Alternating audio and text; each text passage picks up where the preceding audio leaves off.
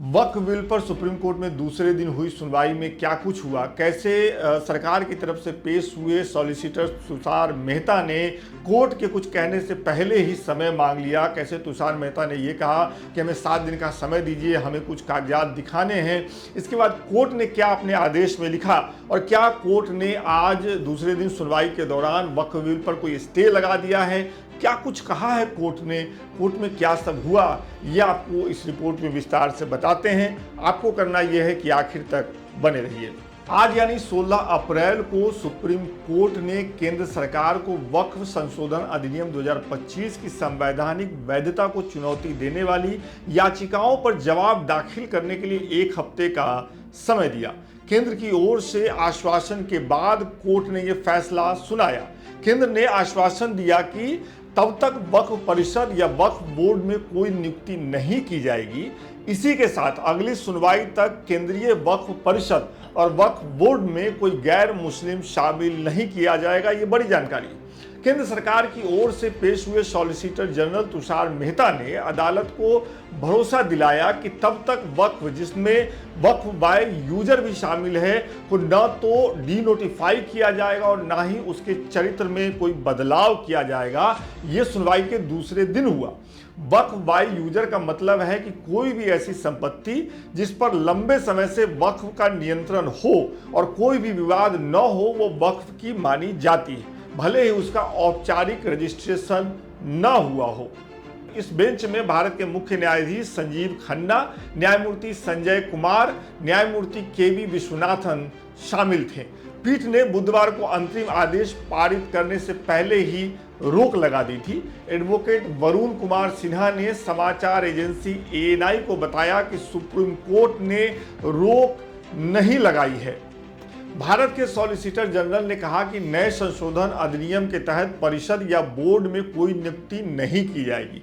उन्होंने कहा कि सुप्रीम कोर्ट ने आदेश में लिखा है कि सरकार अगली तारीख तक पंजीकृत और राजपत्रित संपत्तियों को डीनोटिफाई भी नहीं करेगी। Today the Honorable Supreme Court, when resumed its post-lunch proceeding, the Solicitor General of India gave very categorical and specific answer that so far the appointment in Waqf Council and Waqf Board is concerned, the government will not make any appointment till the next date of hearing. The second was regarding the Waqf by user.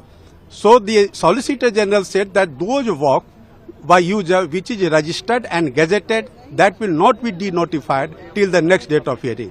Meaning thereby rest of the provisions of the amendment of Waqf Act 2025 will continue and it will be given effect by the government. No, not at all, because this is the statement by the government and the government has balanced both the sides, and so that nobody can get prejudice, and the intention of the government has been made very clear through the presentation made by Solicitor General that the government is not against anybody. So they want that the innocent people should not suffer because of the draconian provision which the Waqf Act was having earlier, prior to amendment.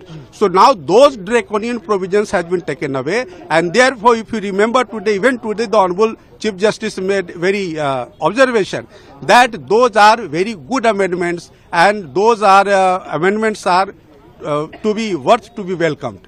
So therefore the amendments which has been challenged by the Muslim side, the giving certain very bad focus, now those things has been heard and the Supreme Court has accepted the amendment except these two concerns where the government has given a statement. See, at the moment as an advocate I cannot say that what will be the ultimate result, but prima facie by this interim order we can say that the government's legislation has been also prima facie upheld by the Supreme Court except these two concerns. Thank you. हालांकि सरकार अन्य संपत्तियों पर कार्रवाई करने के लिए स्वतंत्र है।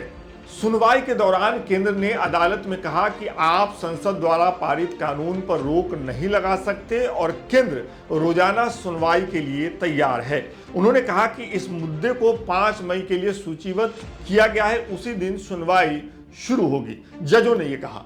गुरुवार को सुनवाई के दौरान केंद्र सरकार की पैरवी कर रहे सॉलिसिटर जनरल तुषार मेहता ने कहा कि केंद्र सरकार 7 दिनों के भीतर जवाब देना चाहती है। मेहता ने अदालत को आश्वासन दिया कि अगली सुनवाई की तारीख तक धारा 9 और धारा 14 के तहत परिषद और बोर्ड में कोई नियुक्ति नहीं की जाएगी।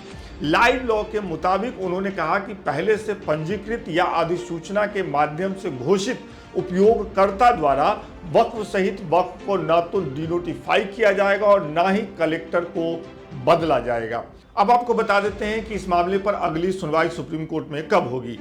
5 मई से शुरू होने वाले सप्ताह के लिए अगली सुनवाई को रखा गया है। 5 मई को सुनवाई होगी, जब केंद्र और राज्य और अधिनियम का विरोध करने वाले याचिकाकर्ताओं की प्रतिक्रिया दायर की जाएंगी।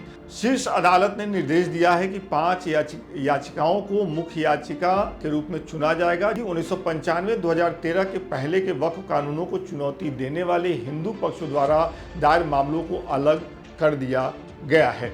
न्यायालय ने निर्देश दिया है कि 2025 अधिनियम को चुनौती देने वाली सभी 5 याचिकाओं को वक्फ संशोधन अधिनियम 2025 के संबंध में सामान्य शीर्षक के अंतर्गत सूचीबद्ध किया जाए। कुल मिलाकर के वक्फ कानून पर सुनवाई के दूसरे दिन सरकार ने सुप्रीम कोर्ट से ये कहा कि हमें कुछ वक्त दीजिए। 7 दिन का समय सरकार ने मांगा। सरकार ने ये कहा कि हम आपको कुछ कागजात देना चाहते हैं। इन 7 दिनों में न कोई बोर्ड गठित होगी, न किसी तरह की कोई कार्रवाई करेगी और वक्फ का जो पहले का स्वरूप है वो बरकरार रहेगा। सरकार की इस दलील को सुप्रीम कोर्ट ने मान लिया और एक तरीके से आप कह सकते हैं कि इस मामले पर अगले 7 दिन तक यथास्थिति बनी रहेगी। अब इस मामले की सुनवाई 5 मई को सुप्रीम कोर्ट में होगी।